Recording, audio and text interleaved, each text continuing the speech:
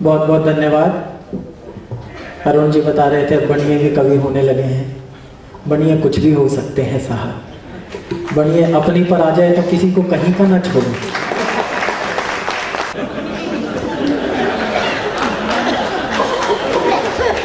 नहीं, ये लेट नहीं है, अगले साल वाली है। नहीं, दरअसल क्या है चिराग, त्योहार जो है वो महीनों भर चलता है, क्या चिंता नहीं करनी चाहिए।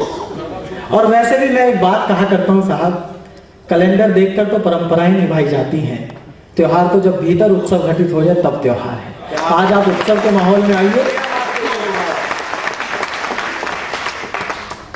बहुत अच्छा लगा। ऐसे बच्चे हैं जिन्होंने अपनी इन परंपराओं को बचा कर रखा है। स्वाति फाउंडेशन उनमें से एक है। मैं आप लोगों को सलाम करता हूं। वरना एक परंपरा हुआ करती थी देश में, जब कोई अतिथि घर में आता था बाबूजी, तो 4-5 सामान्य प्रश्न किया करता था। बाबूजी का स्वास्थ्य कैसा है, माँ की तबीयत कैसी है, बिटिया के लिए कोई वर मिला या नहीं, बेटे का कोई कारोबार हुआ या नहीं। सामान्य प्रश्न हुआ करते थे। अब स्थितियां बदल गई हैं। अब जब कोई अतिथि घर में आता है, उसका एक ही सवाल होता है, नोकिया का पतली पिन का चार्जर है क्या?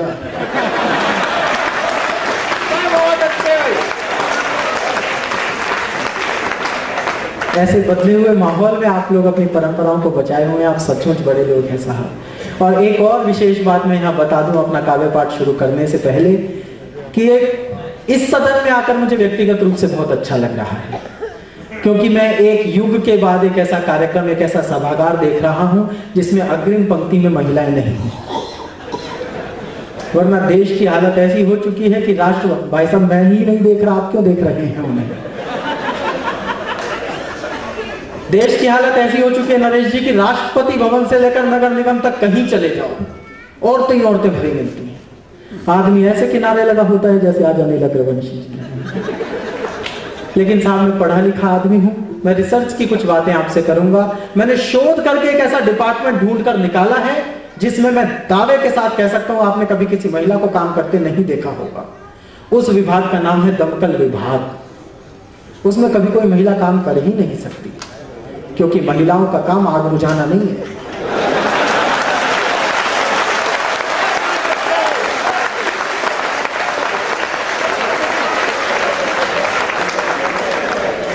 सिर्फ वे लोग तालियां बजा रहे थे जिनके घर में लगी हुई है।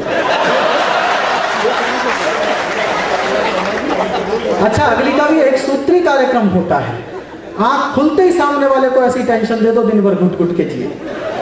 तकिए पर ही बता देंगे, आज पप्पू की फीस जमा करानी है, आज फोन का बिल जमा कराना है, आज राशन खरीद के लाना है, आज बिजली का बिल जमा कराना है। तो एक ने कहा, बोले मैं तेरी रोज रोज की फरमाइशों से दुखी आ गया हूं, मैं आत्महत्या करने जा रहा हूं। अगली तब भी नहीं चूकी, बोलिए सफेद साड़ी तो दिला दो, 13वीं पे क्या पहनूंगी? तो ये दहशत है साहब। और मैं इस दहशत से, नरेश जी आप तो जानते हैं, मैं 6-7 महीने पहले ही रूबरू हुआ हूं। उससे पहले जी को फोन करके पूछा, अरुण जी मुझे कोई ऐसी टेक्निक बताओ कि अपनी बीवी का जन्मदिन कभी ना भूलूं। बोले एक बार भूल जा।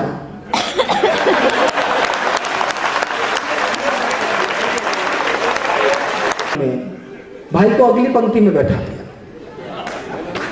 अच्छा, यहां तक भी मामला निभ जाता। तो साथ में बैठा दिया मनमोहन सिंह, अब तू बात भी करके दिखा, किससे दिखा।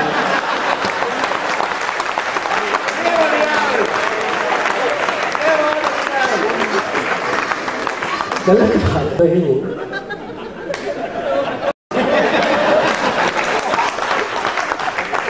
इतना बहुत है बस आपने लगा। जब मोदी जी देश के प्रधानमंत्री बने तो सरदार मनमोहन सिंह के पास एक नोटिस पहुंचा कि अब आपको 7 रेस कोर्स रोड खाली करना होगा। मनमोहन सिंह जी सामान बटोरने लगे। 5 मिनट में सामान बटोर गया। था ही कितना? 5 मिनट बाद पूरे घर में गौराए से फिरने लगे, इधर देखे उधर देखे, कोना ढूंढे, कुछ नहीं मिले। पत्नी ने पूछा, क्या ढूंढ रहे हो? बोले भाग्यवान, मेरा स्वाभिमान नहीं मिल रहा है। और उनकी पत्नी ने जो जवाब दिया, तालियां उस जवाब पर देना। बोले भाग्यवान, मेरा स्वाभिमान नहीं मिल रहा है। बोली मिलेगा कहां से? उसी को गिरवी रखकर तो इस कोठी में आए थे।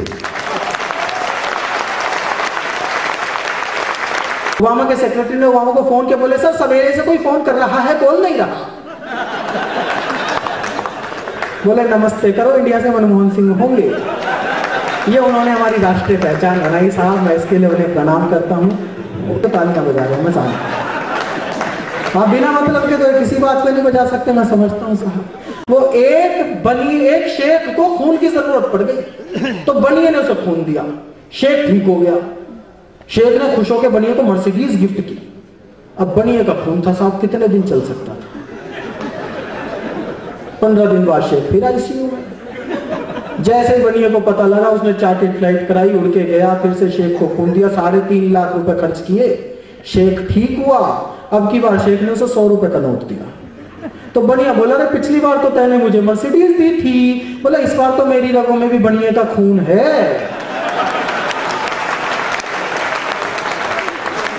हमारे खून का प्रभाव है साहब, हम रिस्क ले नहीं सकते। वो एक बनिया ने मिठाई की दुकान खोली, अगले दिन अखबार में विज्ञापन दिया, अग्रवाल स्वीट कॉर्नर पर काम करने के लिए लड़के चाहिए। और अगली बात जो उसने लिखी, अगर आपको लगे बनिए की बुद्धि लिख सकती है तो फिर आपका भरपूर प्यार मांगूंगा। बोले अग्रवाल स्वीट कॉर्नर पर काम करने के लिए लड़के चाहिए, न्यूनतम योग्यता डायबिटीज।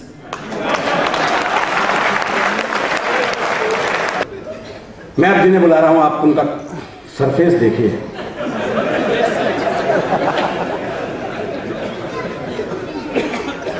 दरअसल क्या है, 2 ही महिलाएं पुरुष के सिर पे हाथ फेरती हैं, एक मां और एक पत्नी। जब मां हाथ फेरती है तो बाल बढ़ते हैं।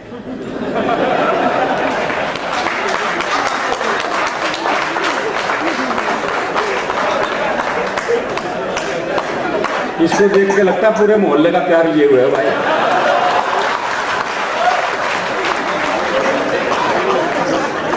हाँ, आगे भी बैठे हैं, ऐसी बात नहीं। महेंद्र अजनबी हास्य व्यंग का वो लाजवाब कवि है साहब। 35 वर्ष हो गए उसे, 34-35 वर्ष मंचों पर, और पूरे विश्व में जहां जहां भारतीय हैं, जहां जहां कवि सम्मेलन हैं, वहां वहां महेंद्र अजनबी गया हुआ है। वो अजनबी नहीं है, सबका चिरपरिचित कवि है, हास्य का लाजवाब कवि है, बहुत सहज हास्य का कवि है, शब्द दर शब्द ढाके लगवाने में माहिर है भाई महेंद्र अजनबी। आइए जोरदार तालियां बजाकर स्वागत करें भाई महेंद्र अजनबी। जननी से बहुत सहानुभूति है।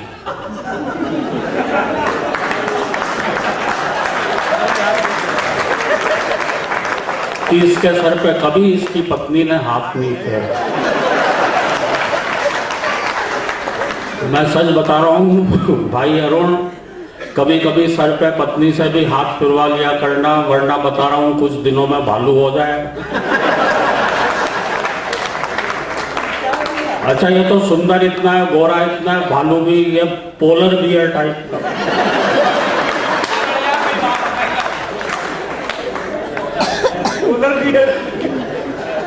दरअसल पत्नियां कभी भी सर पे हाथ नहीं फेरती हैं। आप मेरी बात का समर्थन करना, अगर बात आप तक पहुंचे तो। पत्नियां कभी भी सर पे हाथ नहीं फेरती, पत्नियां सीधे जेब पे हाथ फेरती हैं।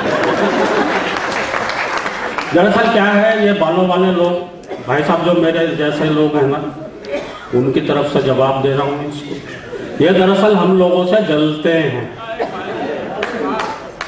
जलते हैं भाई साहब। इनसे हम लोगों के सुख नहीं देखे जाते। बारिश की पहली बूंद कब पड़ी,